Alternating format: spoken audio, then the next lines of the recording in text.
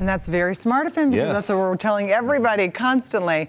All right, let's head over for another check of this wild forecast. Yeah, today not only did we need to be on the lookout for high running waters, but also lightning moving through the state. Yeah, storms, they're packing a punch. I have to show you this incredible video coming out of South Jordan. Okay, so you're going to see these storms on the move, but you see the lightning that is packed in with these storms. Now, we had the severe storms rolling through. Oof, Chris Williams catching that in South Jordan. That lightning coming down, cloud to ground, and the severe storms moving through the West Desert. Right now, we still have active conditions. Radar shows us that. The line of severe storms now pushing towards Park Valley. We have lost the warning that was with them, but we still have plenty of lightning embedded in there, and wind gusts up to 55 miles per hour expected near Park Valley. As we look towards the Wasatch Front, we've cleared Salt Lake. Davis County was seeing some lightning, but we've got fresh lightning near the Ogden Valley. Look at this 3D view where you're able to see Farmington, Ogden, Brigham City, and the freshest lightning coming down over the high country. Now, as we get a little closer, you're able to see areas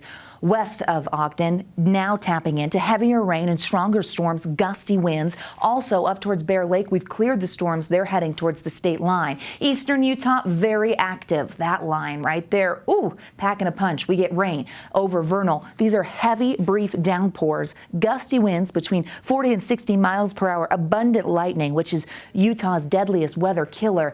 And we get the winds, which really just are unforgiving. We also see hail at times. As I jump out of the way, you're able to see towards Hanksville and the Four Corners area. We've been funneling this moisture into the state. These isolated severe storms hold on for today, but the marginal threat will not stick around for tomorrow. Area of low pressure in the desert southwest. Looking at the water vapor here, it's got a counterclockwise flow, and that's helping to funnel moisture into the Beehive State. And you see that's where the storms are popping. Moisture potential is high. We get that heating, and then boom.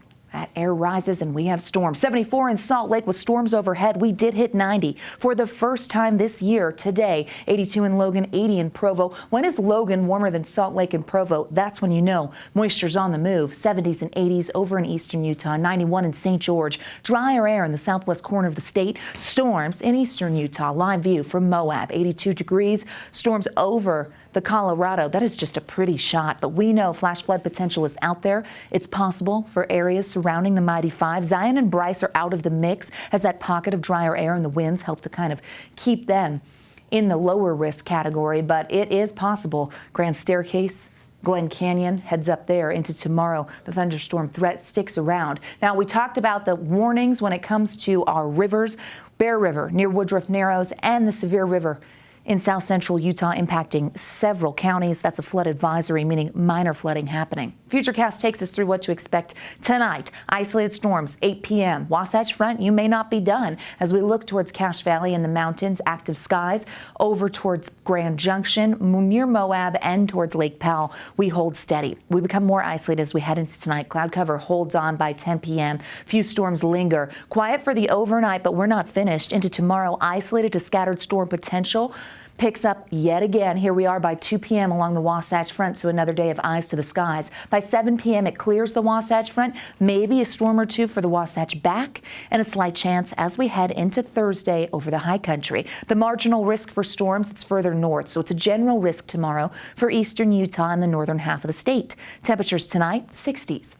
Along the Wasatch Front, 50s in the central portion of the state, and 66 for that low in St. George. Daytime highs tomorrow will be in the 80s. We'll be in the low 80s, slightly cooler, 82 in Salt Lake, 88 in St. George. And with that range of 70s and 80s for the Wasatch Front and the Wasatch back, we have storm potential holding steady. Here's a check on the next 7 days in Washington County. 80s, 90s, slight chance there. Wasatch Front showing you those numbers. We stay above average, which is 80 for this time of year. Slightly drier Thursday, Friday, and Saturday. More storms as we roll for the latter half of the weekend and into next week. Strong storm potential still out there right now with active conditions for the northern Wasatch Front.